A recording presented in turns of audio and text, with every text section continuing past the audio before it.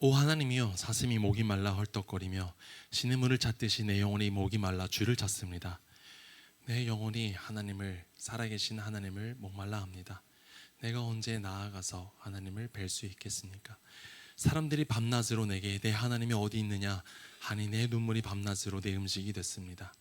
지난 날들을 생각해보면 내 영혼을 토해내지 않을 수 없습니다. 내가 많은 사람들과 함께 그 행렬을 이끌고 하나님의 집으로 가며 명절을 지키러 가는 사람들 사이에서 기뻐 외치며 찬양했습니다. 오 내 영혼아, 왜 그렇게 풀이 죽어 있느냐? 왜 이렇게 내 속에서 불안해하느냐? 너는 하나님을 바라라. 그 도와주시는 얼굴을 보아라. 내가 오히려 그분을 찬양하리라. 오 내 하나님이여, 내 영혼이 내 속에서 풀 죽어 있으니 요단 땅 헤르몬산 곧 미산산을 바라보며 내가 주를 기억할 것입니다. 주의 폭포 소리에 깊은 바다가 깊은 바다를 부르고 주의 파도와 주의 물결이 나를 덮칩니다. 그러나 낮에는 여호와께서 그 신실함을 보여주시고 밤에는 주의 노래가 내게 있으니 내 기도가 내 생명 되신 하나님께 닿을 것입니다. 내 반석이신 하나님께서 내가 말할 것입니다. 왜 나를 잊으셨습니까? 내가 왜 적들에게 엉들린 채 슬퍼하며 돌아다녀야 합니까? 내 원수들이 나를 조롱하며 날마다 내 하나님이 어디 있느냐 하는 말이 마치 칼이 내 뼈마디를 쑤시는 것 같습니다. 함께 읽겠습니다. 오 내 영혼아, 왜 이렇게 풀이 죽어 있느냐? 왜 이렇게 내 속에서 불안해하느냐? 너는 하나님을 바라라. 내가 오히려 그분을 찬양하리라. 그분은 내 얼굴을 도와주시는 분이시며 내 하나님이십니다. 세상의 지혜의 말 중에 그 남자가 여자가 만나서 연애를 하고 결혼을 하기까지 사계절은 만나봐야 된다라고 이야기를 합니다. 그 사계절이라고 하면 단순히 그냥 봄, 여름, 가을, 겨울 1년의 시간만을 이야기를 하는 건 아니고요. 그 여러 시간들을 거치면서 그 안에 여러 날들이 있잖아요.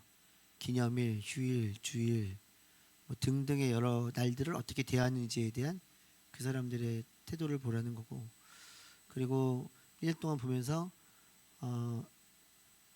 큰 문제가 없는지 감정에 따라서 움직이는 게 아니고요. 그리고 안정적으로 좀 평안하게 살 수 있는지 뭐 이런 거 보라는 건데, 사실은 엄밀히 말하면 진짜 중요한 거는 그 어려운 일을 만날 때 어떻게 대응하는지를 보는 게 사람을 만날 때 진짜 중요한 것 같습니다. 왜냐하면 좋을 때는 다 좋게 할 수 있는데 안 좋을 때는 그 사람이 어떤 사람이고 어떠한 가치관을 갖고 있고 어떤 세계관을 갖고 있는지가 딱 드러나기 때문에 그렇습니다. 어떤 사람들은 문제가 생기면 문제를 회피하는 거에 급급하기도 하고, 문제가 생기면 평소에는 멀쩡한데 어떤 폭력적인 성향이 나타나기도 하고, 어떤 문제를 만나면 사람을 의존하기만 하는 사람도 있고, 그렇죠. 문제를 만나면 또 다른 면으로는 그 문제를 직면하는 문제 안에서 하나님을 바라보며 지혜를 구하며 최선을 다해서 문제를 해결해가는 사람들이 있습니다. 중요한 것은 그 위기의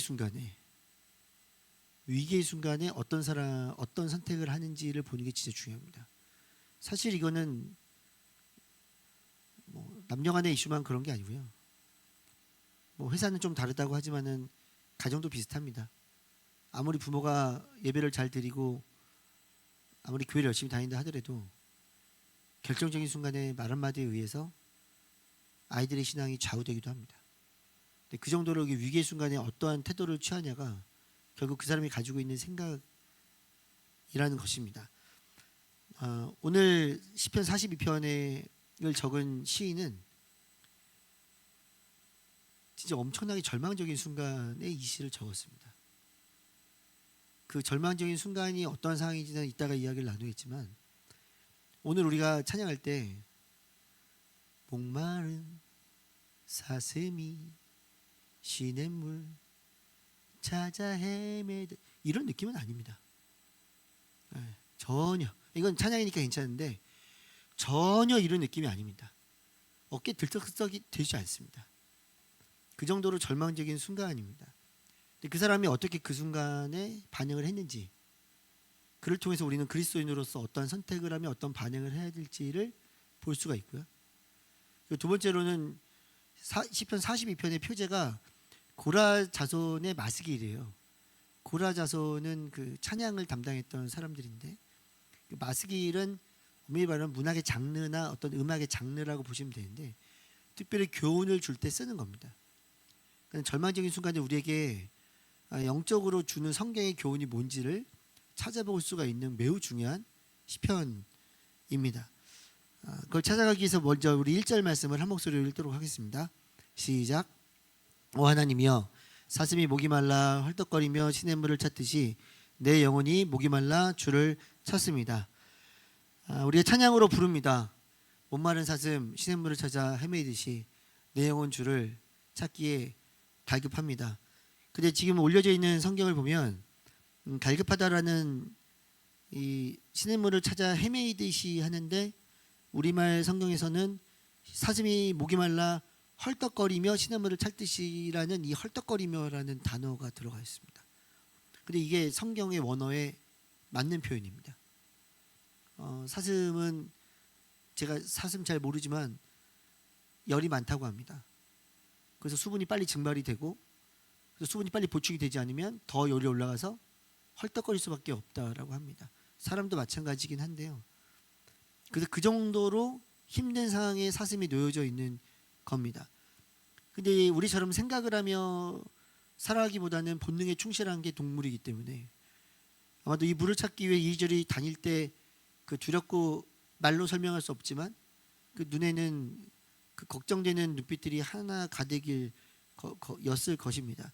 근데 시인은 본인의 영혼의 갈급함을 사슴의 비유를 하면서 얼마나 갈급한지 토로하고 있는 겁니다. 절박한 상황, 자신의 힘으로 해결할 수 없는 고통스러운 상황입니다. 자신의 힘으로 해결할 수 있으면 절망적이지 않습니다. 왜 절망적이냐면 자신의 힘으로 해결할 수가 없어서 절망적인 겁니다. 그냥 힘든 게 아니에요. 자기 힘으로 어떻게 할 수가 없습니다. 제가 말씀드린 대로 시편 42편은 시고 노래예요. 이 노래를 부른 사람은 고라 자손입니다. 이들은 성전에서 찬양의 직무를 담당했던 사람들인데 그러면 이 시가 어떻게 나왔냐를 이야기할 때 학자들은 여러 가지 이유를 들어서 최종적으로는 두 가지 중에 하나일 것이라고 이야기를 합니다. 첫 번째는 남유다가 망하고 바벨론의 포로로 사람들이 잡혀갑니다. 그때 지어진 시라고 이야기를 합니다. 그 뒤에 여러 가지 이야기들이 사절에 나오는데 제가 오늘 다루진 않습니다. 예를 들면 사람들이 하나님 앞으로 나아가서 예배하는 것들을 그리워하는 시인의 이야기가 나와요. 그러니까 결국에는 예루살렘에는 없는 겁니다. 성전에는 갈 수가 없는 상황인 거예요. 그것을 근거로 바벨론의 포로로 잡혀갔던 사람들이 그 나라를 잃은 거에 대한 아픔 플러스 당시의 그 영혼은 오로지 예루살렘 성전에 가서 하나님을 예배해야만 진정한 예배로 여겨졌기 때문에 그 예배를 드리지 못하는 것에 대해서 이 막 안타까운 마음. 근데 이미 포로로 끌려갔기 때문에 본인이 어떻게 할 수가 없잖아요.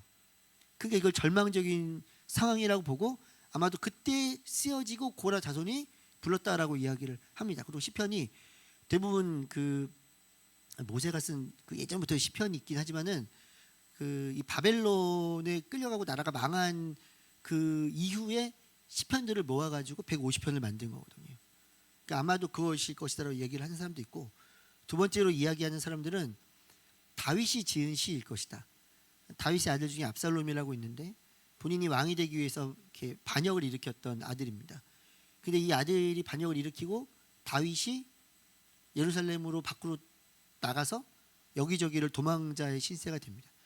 그러니까 아들에게 배신을 당한 아버지, 왕, 하나님의 예배를 어떻게 보면은 열심히 사람들로 하여금 드리게 하고 인도했던 가장 선왕 중에 기준이 되는 선왕이었던 다윗이 하나님의 성전으로 가지 못하는 상황 때문에 할 수가 없어요. 본인의 힘으로 할 수가 없는 거예요. 그 절망적인 순간을 다윗이 시로 적었고 그리고 그걸 이후에 고라 자손이 그 작사한 것을 노래로 불렀다. 그래서 다윗이 적은 것이라고 말하는 사람도 있습니다. 근데 아직까지 결론이 안 났어요. 후자가 더 가능성이 높다라고는 말을 하지만은 결론이 안 났고 앞으로도 결론이 안 날 겁니다. 진짜로 안 날 겁니다. 그게 정확히 몰라요. 근데 공통적인 게 뭐냐면 절망적인 순간이라는 거예요. 본인이 어떻게 할 수 없는 그 절망적인 순간. 나라를 빼앗겼던지 아들에게 배반을 당했다라든지. 나라를 빼앗겨 본 경험은 없으시죠?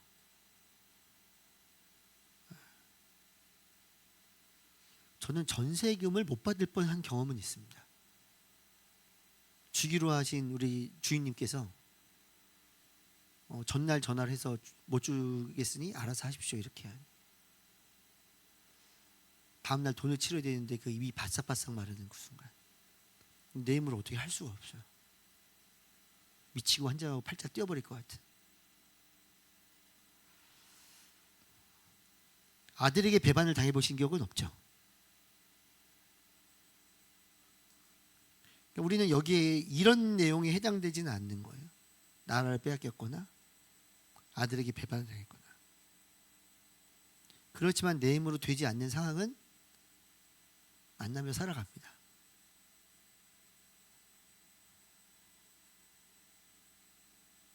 그런가요?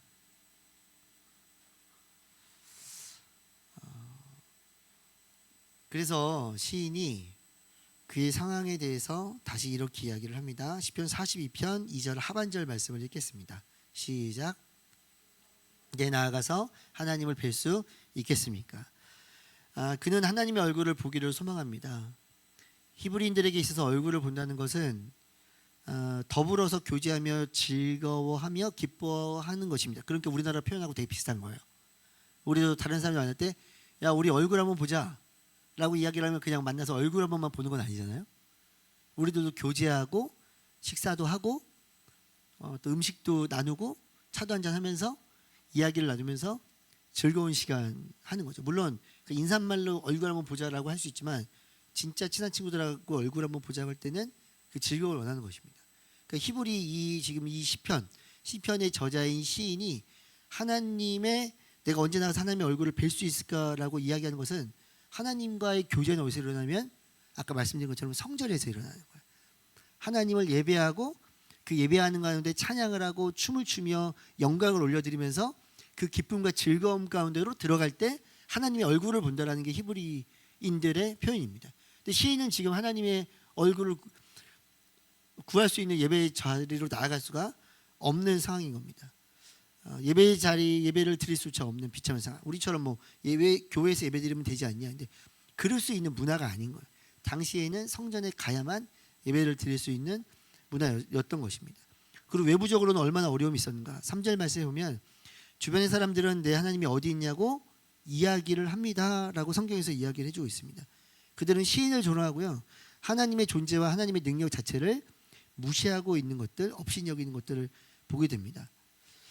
모든 사람은 살아가면서 절망의 상황을 만납니다. 더 이상 앞으로 나아갈 수 없는 것 같은 상황. 벽이라고도 이야기를 하는데요. 여기 계신 되게 많은 분들이 이 예배 끝나고 나면 순모임 끝나면 그 이후에 정서적으로 건강한 영성이라는 수업을 들으세요.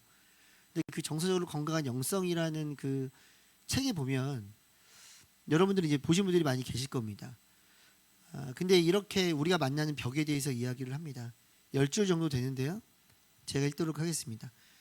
세상이 뒤집히는 것 같은 삶의 위기를 통해 이 장벽을 만난다.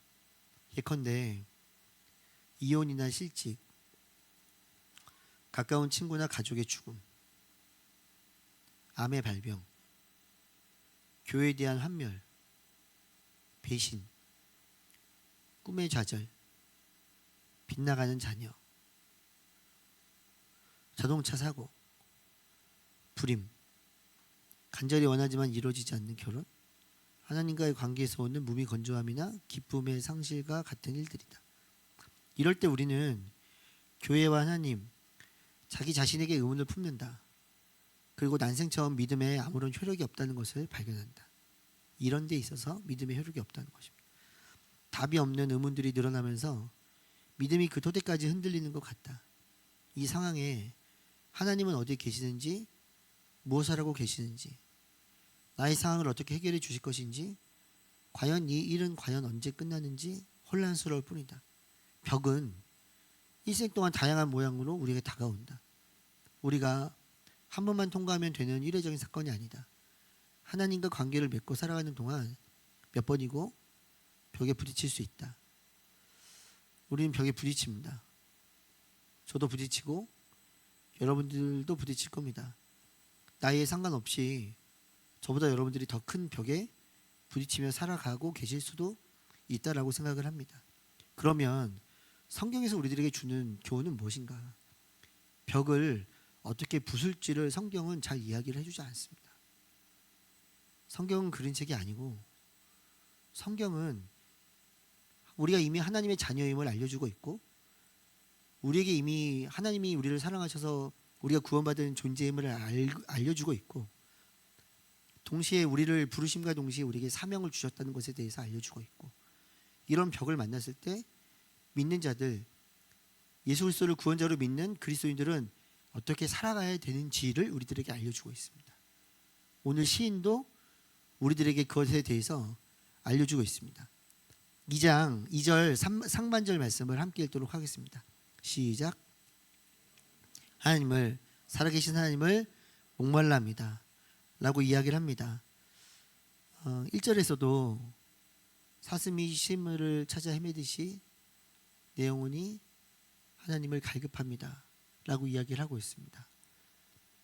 이 절망의 상황, 나를 빼앗긴 것일 수도 있고 아들에게 배신을 당한 것일 수도 있어요. 우리가 두 가지의 교훈을 볼 수 있는데 그 중에 42편 2절의 상반절에서 볼 수 있는 것은 그 시인은 이 절망의 순간에 세상의 다른 것을 부르지 않고 하나님의 이름을 부르고 있다는 것입니다. 1절에서도 하나님을 불렀고 방금 제가 읽었던 2절 말씀에서도 내 영혼이 하나님을 이라고 하나님을 부르고 있습니다. 여기서 쓰인 하나님은 엘로힘입니다. 엘로힘. 엘로힘에 대한 다양한 의미들을 사람들이 이야기하지만 간추려서 말씀을 드리면 엘로힘에 있는 가장 중요한 의미는 강한, 스트롱, 능한, 마이티, 그리고 내 앞에 함께 있는 할 때 엘로힘이라는 단어를 사용합니다. 그는 지금 절망의 순간에서 다른 이름을 부르지 않고 하나님 엘로힘을 부릅니다. 당신은 강한 하나님이십니다. 능한 하나님이십니다. 그리고 한 가지를 더 부르는데 방금 읽었던 2절 말씀처럼 생존하시는 하나님이라고 이야기를 합니다. 이스라엘 사람들은 각자의 상황에 맞춰서 하나님에게 이름을 붙이고 하나님이 어떠한 분인지를 드러냈습니다. 치유가 필요할 때는 여호와 라파의 하나님이라고 부르고 전능자 하나님을 찬양할 때는 엘샤다이라고 불렀습니다. 그 나의 주님이라고 이야기할 때는 아도나이라고 부릅니다. 근데 지금 이 절망 속에 있는 이 시인, 하나님을 향한 믿음을 갖고 있는 이 자는 이 큰 절망 속에서 다시 말씀드리지만 다른 것을 부르지 않고 하나님을 불렀다는 것입니다. 엘로힘, 생존하시는 하나님. 두 개를 합치면 내 삶은 지금 절망적이지만 그럼에도 불구하고 살아서 역사하시고 내 삶을 주관하시는 분은 강하고 능하신 하나님이라는 것을 지금 시인은 절망 속에서 선포하고 있습니다. 이것이 그리스도의 모습임을 우리들에게 알려줍니다. 그런데 이 사람은 어떻게 이렇게 할 수 있는가? 1절 말씀에 보면 우리가 찬양했던 것처럼 목마른 사슴이 시냇물을 찾아 헤맨다고 했잖아요. 근데 물이라고 적혀있지 않고 시냇물이라고 적혀져 있습니다. 근데 실제로 히브리어 성경에 적혀져 있는 단어의 원어의 뜻을 보면 1년 365일 동안 한 번도 쉬지 않고 흘러내리는 물을 의미하는 게 바로 시냇물입니다. 그래서 시냇물이라고 적은 거예요. 한 번 먹는 물이 아니고요. 우리 하나님이 어떠한 분이냐면 영원한 생수의 강을 우리 가운데 허락해 주시는 분이라는 것을 이 시인은 알고 있었습니다. 지금의 상황이 정말 절망적일지라도 장차 나에게 영원한 생명을 허락하신 그 하나님이심을 알기 때문에, 그래서 하나님의 이름을 부를 때 다른 표현으로 쓰지 않고 엘로힘, 강하고 능하신, 지금도 살아서 역사하신 하나님이라고 그가 지금 고백을 하고 있는 것입니다. 그가 알고 있는 하나님이에요. 그 우리 삶으로 가져와 볼 수 있죠. 나는 절망적인 순간에 무엇을 찾고 무엇을 부르고 있는가? 사람의 이름을 부르고 있는가? 세상의 물질의 어떤 것을 찾고 있는가? 오늘 시인은 우리들을 도전합니다. 하나님의 이름을 부를 것을 우리들에게 알려주고 있습니다. 두 번째 고백을 합니다. 5절 말씀 함께 읽겠습니다. 시작. 왜 그렇게 풀이 죽어 있느냐? 왜 이렇게 내 속에서 불안해하느냐? 너는 하나님을 바라라. 그 도와주시는 얼굴을 보아라. 내가 오히려 그분을 찬양하리라. 이야기합니다. 그대로 띄워주시면요.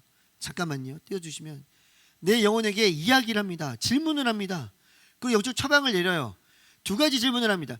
왜 그렇게 풀이 죽어 있느냐? 그리고 왜 불안해하느냐라고 이야기를 합니다. 아는 거예요. 내가 지금 절망적인 상황 속에서 하나님이 어떠한 분인지를 알고 있음에도 불구하고 풀이 죽어 있는 나 자신을 바라보는 거예요. 풀이 죽어 있는 나 자신을 향해서 독백하듯이 이야기를 하는 겁니다. 왜 불안해하느냐? 풀이 죽어 있느냐는 우리가 볼 때 그냥 이렇게 그냥 풀이 죽어 있는 것처럼 보이잖아요. 근데 성경의 원어의 느낌은 풀이 죽어 있느냐는 아니에요. 이런 느낌은 아니에요. 이게 개역개정에서는 왜 낭망하느냐라고 표현이 되어 있고, 우리말 성경에서는 풀이 죽어 있다고 표현이 되는데, 이게 어느 정도로 힘이 있는 단어냐면 단순히 힘 빠진 게 아니라 너무 절망적이어서 통곡을 하면서 엎드려 있는 모습이 바로 풀이 죽어 있는 모습인데, 그 너무 약해요. 우리나라 말로 표현하면 힘이 다 빠져서 통곡을 해서 엎드려 있는 모습입니다. 그 불안은 어떤 뜻이냐면 뭐가 다 채워져서 있으면 평안하겠죠. 근데 엄밀히 말하면 용기를 잃었을 때 쓰는 표현이에요. 용기가 없을 때, 내가 다시 한번 뭔가를 도전해야 되는데, 다시 한번 일어나야 되는데, 절망적인 순간이라 하더라도 다시 일어나서 다시 어딘가를 향해 나아가야 되는데, 그럴 용기 자체를 잃어버려 있는 본인을 바라보면서 그리고 선포하고 있는 거예요. 왜 불이 죽어 있느냐? 왜 불안해하느냐? 그리고 처방을 내립니다. 처방을 내려요. 이 두 가지를 합치면요, 깊은 절망으로 크게 소리조차 내지를 못하고 속으로 소리를 삼키면서 땅에 엎드려져 있는 시인의 자신의 모습을 지금 우리한테 보여주고 있는 거예요. 그런데 거기서 멈추지 않습니다. 그 다음에 어떻게 하냐면 자신을 향해 선포합니다. 너는 하나님만 바라라라고 이야기를 해요. 하나님의 얼굴을 구하라라고 이야기를 합니다. 하나님의 도우심을 구하라고 이야기를 합니다. 이 사람은 하나님이 어떠한 사람인지 알고 있습니다. 하나님을 엘로힘이라는 단어를 사용해서 이야기하고 있어요. 강하신 분, 능하신 분, 지금도 살아서 역사하셔서 내 삶 가운데 아무리 절망적인 상황이라 하더라도 나와 함께 하시는 분임을 알고 있으면서 지금 선포하고 있는 거예요.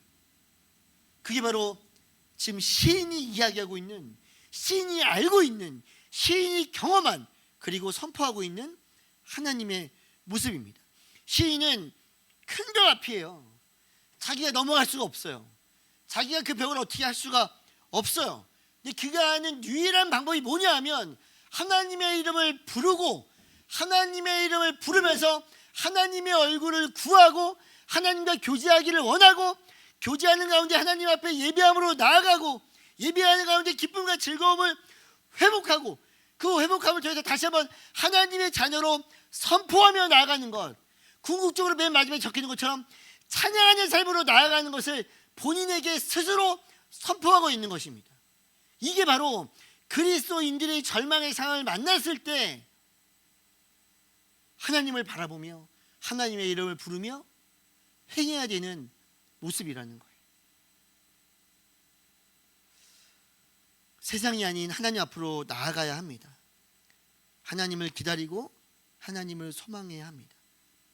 이 문제를 해결해 주실 분이 하나님이심을 기억하고 해결되지 않는다 하더라도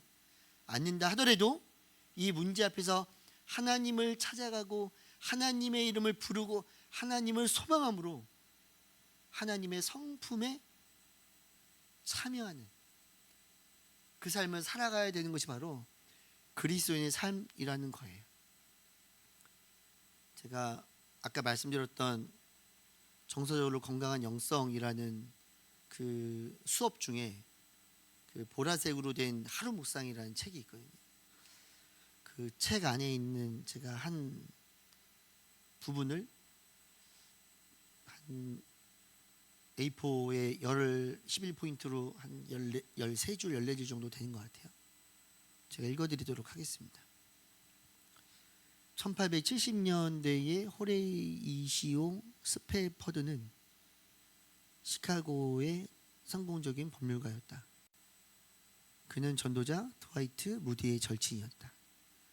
스페퍼드는 부동산에 큰 투자를 했지만 1871년의 시카고 화재로 보유 주식의 가치가 모두 사라졌다. 그의 아들은 재난 직전에 죽었다.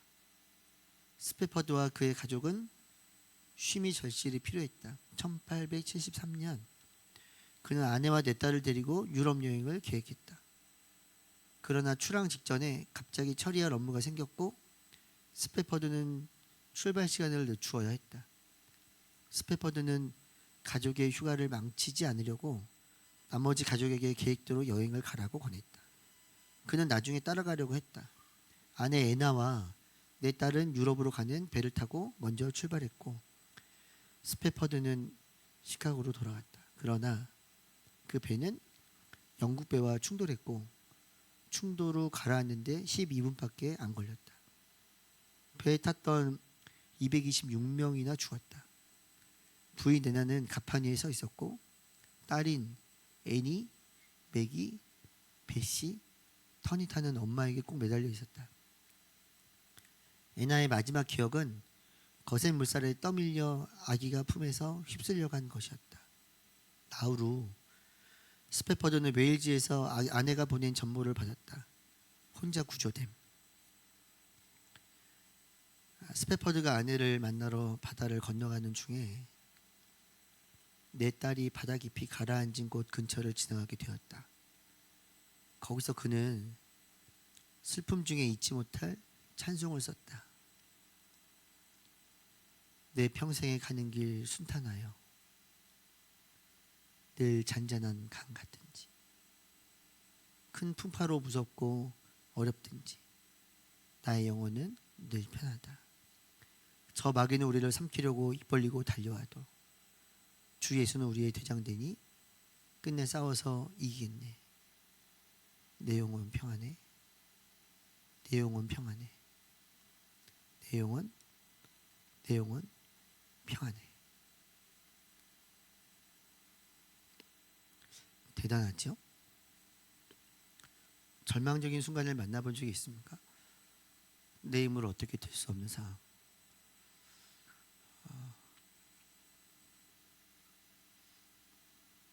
제가 만나봤던 첫 번째 절망적인 순간은 초등학교 4학년 때, 아마도 집안의 분위기였던 것 같은데 낮에 자다 일어나서 지는 노을을 바라보면서 뭔지 모르겠지만 하염없이 울었던 기억이 제 마음 가운데, 그렇게 밝았던 아이의 마음의 깊숙한 곳에 그 집안 분위기로 인한 그 우울감. 집안 분위기는 아니고 그냥 우리 아버지 때문이에요. 초등학교 5학년 때 시험 엄청 잘 봤는데, 시험 진짜 잘 봤는데 잘 보고 싶어서 잘 본 게 아니고 여름방학 내내 친척 집에 놀러 갔다가 그 친척의 사촌 형한테 두들겨 맞으면서 공부를 해가지고 시험을 엄청 잘 봤는데 잘 보래가 시험 잘 보지 않았다고 선생님께서 저에게 옆에 있는 거랑 비교하면서 시간이 끝날 때까지 너 컨닝했지라고 물어봤던 그 잊을 수 없는 1985년도 12월 6일 내 생일이었어요. 잊을 수가 없어요. 다 지나가는 이야기고 기억인데 사역을 하면서 목사로서 그 절망적인 순간을 만나봤던 기억은 별로 없습니다. 워낙에 큰 교회에 있고 큰 교회에서 아이들이 많이 모이는 차세대를 담당하고 있었기 때문에 별로 어렵지 않았습니다.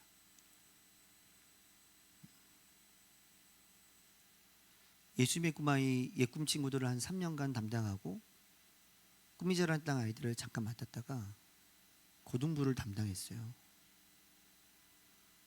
3년간 진짜 열심히 했거든요.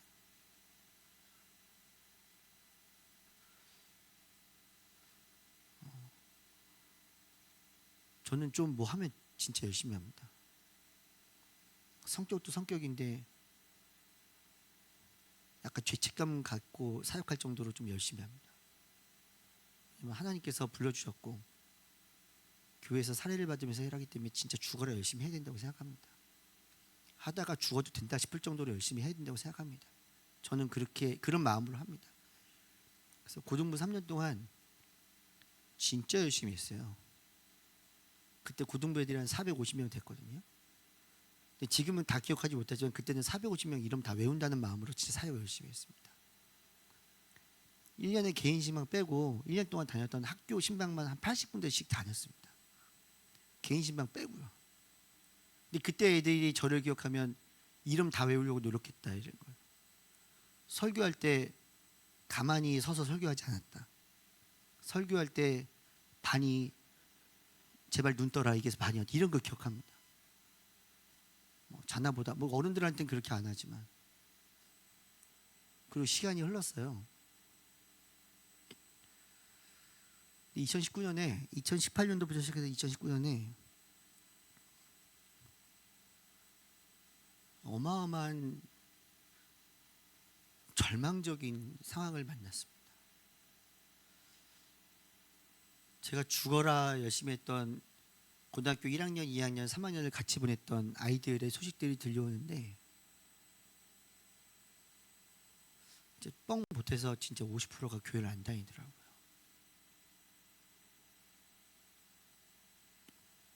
밀려오는 허망감과 그 회의감 때문에 진짜 죽어버릴 정도로 힘들었습니다. 자다가도 계속 꿈을 꾸고 내가 그동안 한 게 무엇이고 돌아보면 회개하는 마음도 있어요. 그것들이 되게 사역들이 잘 되는 걸 바라보면서 굉장히 자기 만족적이었고 그렇다고 제가 무슨 나르시시즘을 갖고 있지는 않아요. 보실 때도 나르시시즘이 있지 안 보이죠. 나름대로 객관화 잘하고 살아간다고 생각했는데 그럼에도 불구하고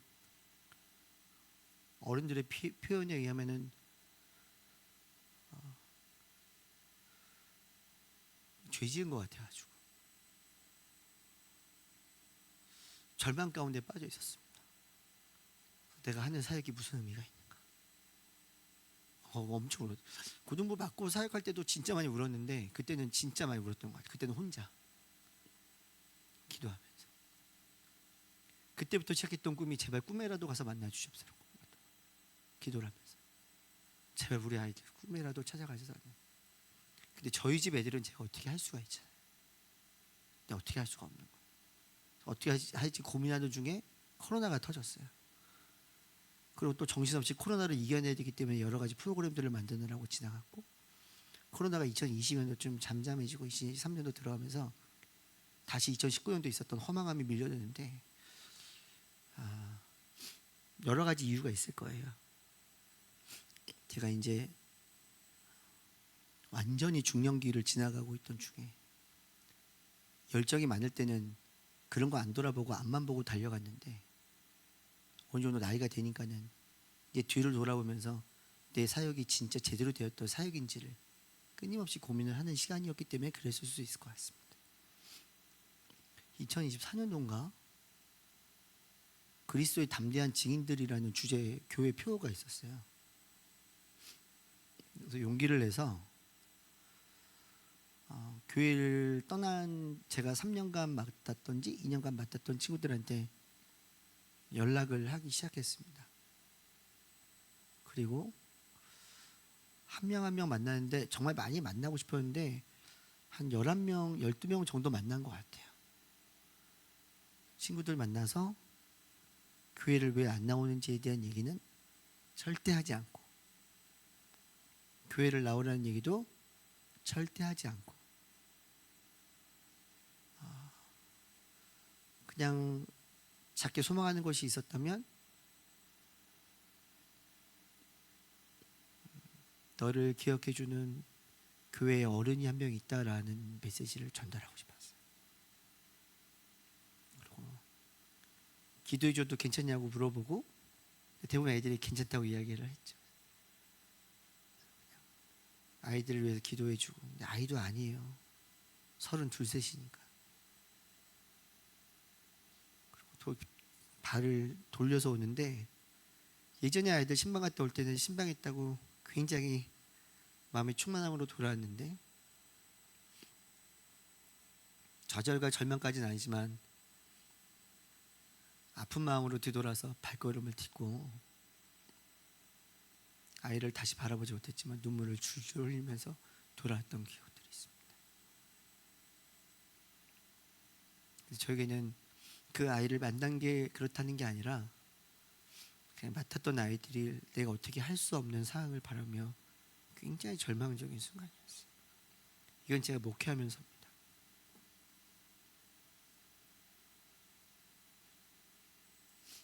저 다음 주까지만 설교할 거니까 좀 길게 해도 그냥 들으세요. 네.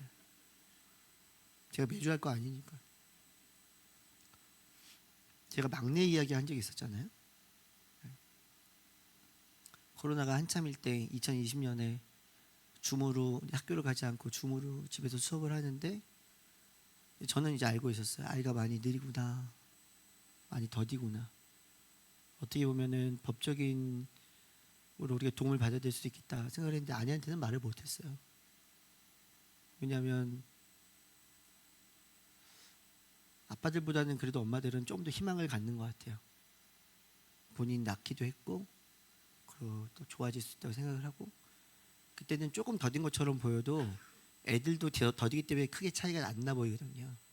그게 이제 초등학교 한 4, 5학년 되면 이제 급격하게 차이가 나기 시작하죠. 사춘기 정도 되면 결국 신체 발달이 되면서 급격히 인지 발달이 급격히 일어나는데, 이제 이 친구들은 그렇지는 않아요. 내 아내를 설득을 했어요.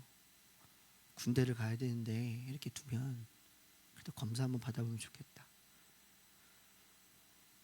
근데 그때 이제 틱이 굉장히 심하게 나와가지고, 근데 그것 때문에 이제 아내랑 같이 줌으로 수업 받는데 많이 더딘 것 같고, 그래서 아내를 설득을 해서 틱이 너무 심한데 한 분이 너무 심하니까 한 분이 다른 증상의 위험이 있다.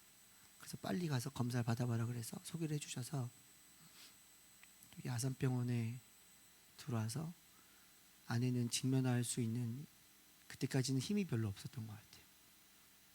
제가 아이를 태워서 병실에 와가지고, 코로나 때인데 열이 나는 바람에 또 그냥 열이 떨어질 때까지 병실에 들어가 있는데, 아이는 약을 맞고 그냥 누워 있고 그 아이의 얼굴을 바라보며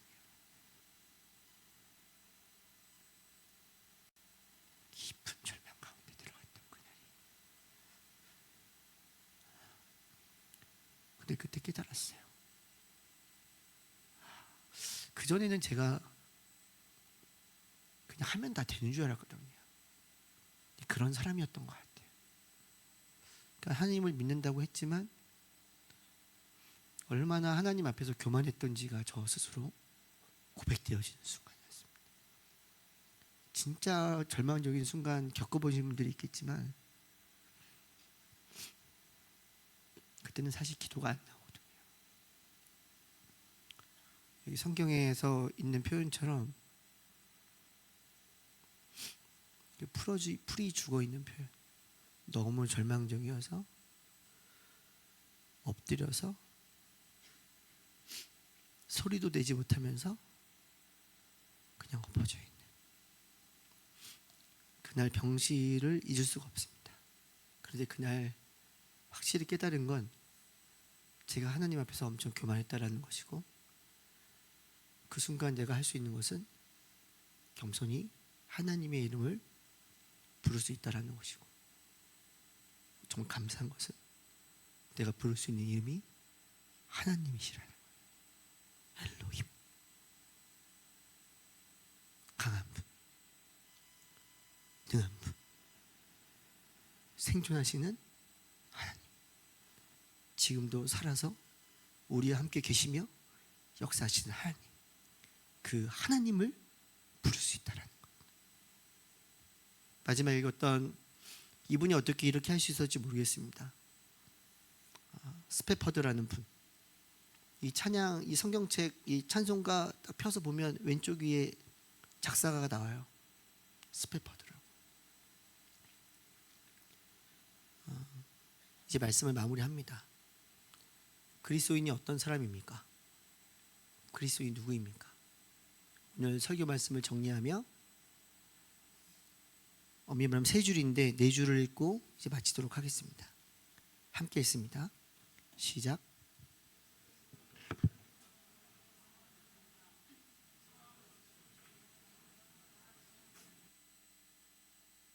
또한 그리스도인은 절망의 순간 나의 영혼을 향해 선포합니다. 하나님을 바라라. 하나님을 찬양하라. 이번 한 주 여러분들이 놓여져 있는 시간이 어떤지는 알 수 없지만 한 가지만 꼭 기억해 주십시오. 그 순간 외치십시오. 스스로에게 하나님만 바라라. 하나님만 찬양하라.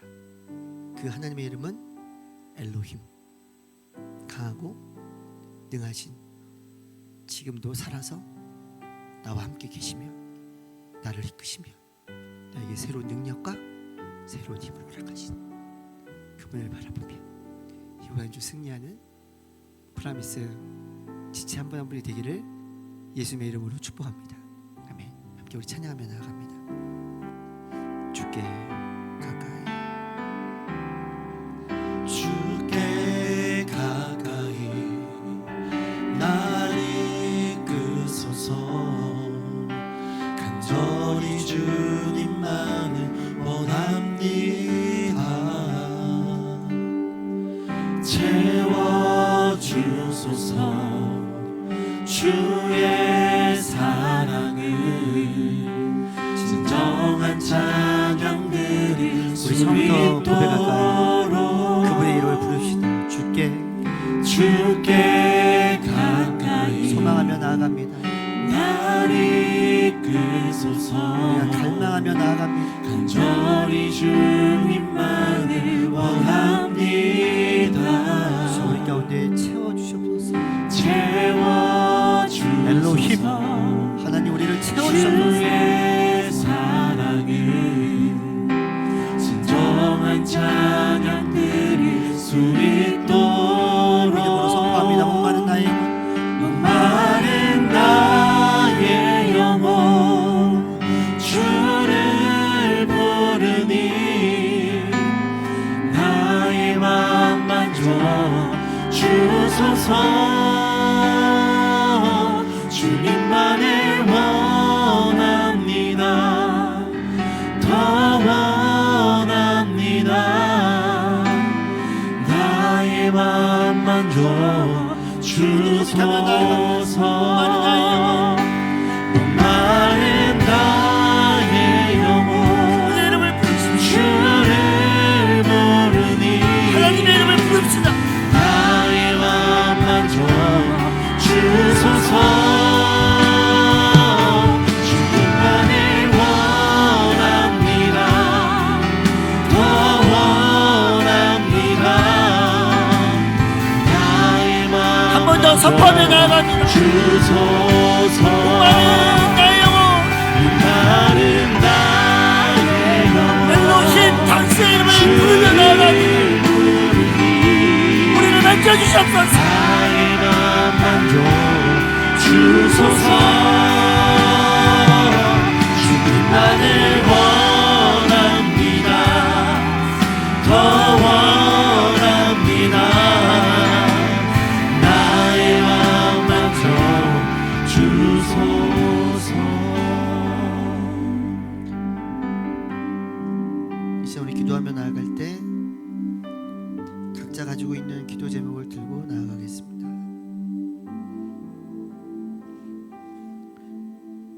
절망이 아니더라도 기도 제목을 들고 나아가겠습니다. 이렇게 기도할까요? 하나님, 강하고 능하신, 지금도 살아서 역사하시는 엘로힘 하나님,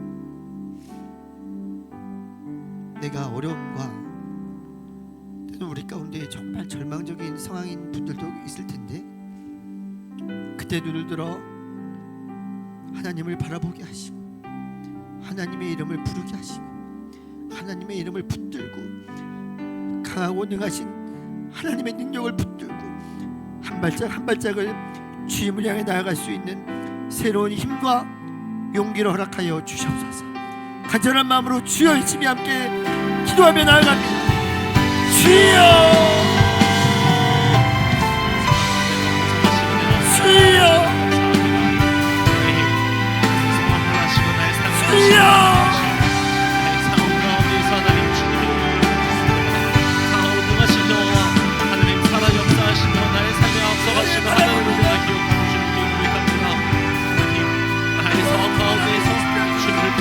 용기를 더하여 주십시오. 하나님의 팔이 주님을 바라보시는 아버지 나의 눈을 열어주십시오. 하나님께 간구함으로 나아갈 수 있는 아버지 힘을 더하사 주님의 힘을 아버지 채워갈 수 있도록 하나님의 은혜를 부어주시옵소서. 하나님의 은혜를 부어주시옵소서. 주님을 더합니다. 하나님의 그 은혜를 온전히 마음에 나아가는 아버지 삶이 될 수 있도록 하나님 함께하여 주시옵소서. 사랑하시고 하시면 하나님 싸움 가운데서 아버지 하시는 아버지 주님의 은혜를 더할 수 있도록 주님께서 더하여 주시옵소서.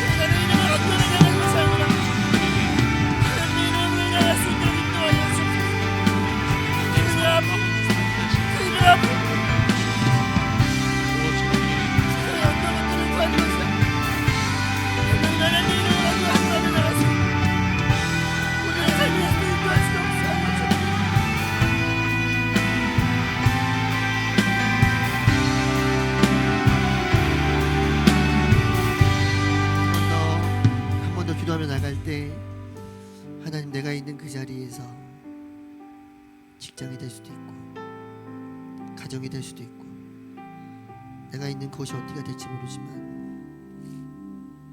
거기서 우리가 하나님의 이름을 엘로힘, 하나님의 이름을 매 순간 기억하며 나갈 수 있도록 인도하여 주옵소서. 거룩하게 한번 상상을 하면 좋겠습니다. 여러분들의 직장 아니면 여러분들이 머무는 곳이 어디가 돼도 상관이 없는데요, 집에 있는 책상일 수도 있고 걸어가는 길의 어느 길일 수도 있습니다. 거룩하게 상상하며 나아갈 때 그 자리에 있는 여러분들 향해서 선포하시기 바랍니다. 하나님의 자녀 노이테야, 예수 그리스도의 제자 노이테야, 너는 하나님의 이름을 부를지어다. 엘로힘, 하나님의 이름을 바랄지어다. 하나님께 도움을 구할지어다. 하나님을 찬양하는 하나님의 자녀로 그곳에서 하나님을 선포하며 살지어다. 각자 자신을 향해서 선포하며 주의 이름을 부르며 함께 기도하며 나아갑니다.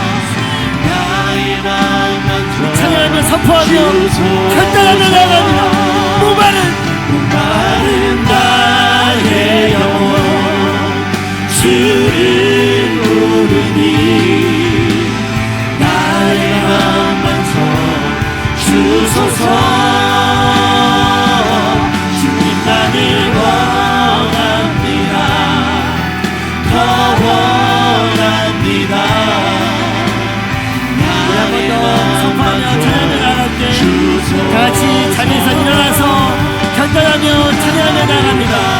내 영혼 주를 부르니 나의 맘 감소 주소서. 주님만을 원합니다. 더 원합니다.